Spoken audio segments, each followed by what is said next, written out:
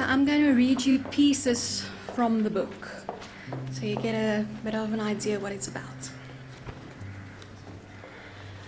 The smell of feathers and horse manure didn't bother Amy anymore. It had when she had just started working at the stables, cleaning them out every day while gagging on the smell the feathered fiends managed to accumulate on a daily basis. But after living with the Pegasi for the best part of a decade, she was no longer bothered by her daily chores or the fact that she only had the winged horses for company. Someone yanked on her ponytail. She peeked over her shoulder. "Release, Idol, unless you want me to pull on your tail." The abyss black winged horse snickered and flicked her tail at Amy's head, then flapped her wings and sauntered off to play with the other Pegasi.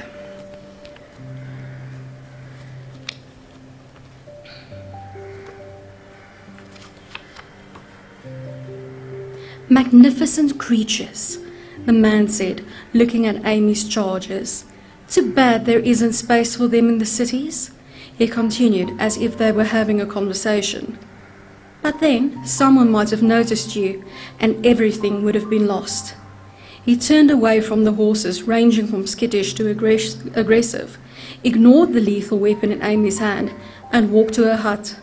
"A spot of tea would be nice." "Right, let me introduce myself. I'm the Honourable Lord Geller, advisor to the king. Right now, 50 young ladies, princesses to be exact, are travelling to the castle to compete for the prince's hand." "Ridiculous," Amy said and placed a machete on the table.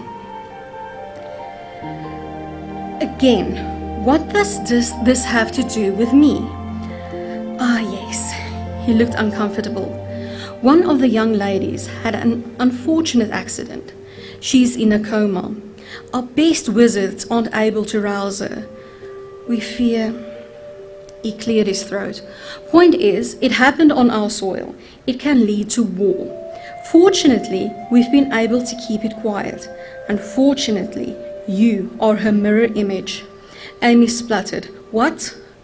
"Not ideal," he grimaced as he took in her appearance, "but we can work with this." "We?" She wiped away the tea dripping from her chin. As Amy allowed Meg to arrange her hair in an elaborate coiffure, yet another thing she hated about being a princess, she thought about what she had learned. The sad truth was, she couldn't trust the princesses. They all had their own agendas.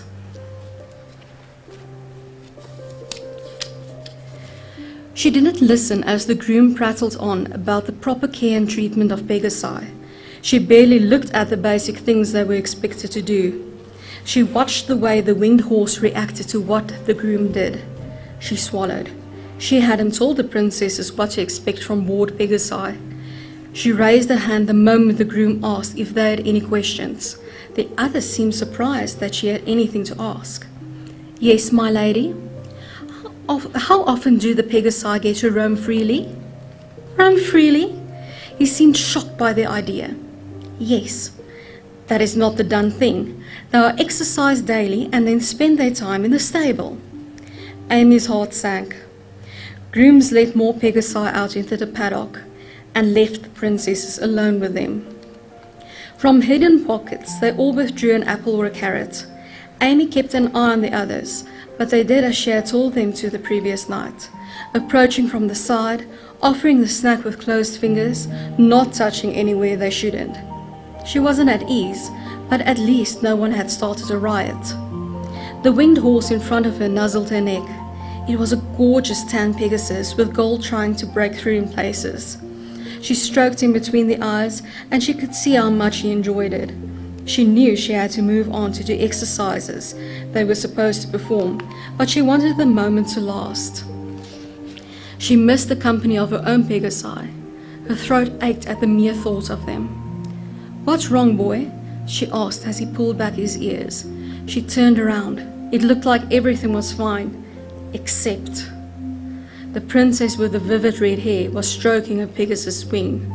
The grey mare was snorting, her ears pulled back, her eyes wild, but the princess wasn't paying attention.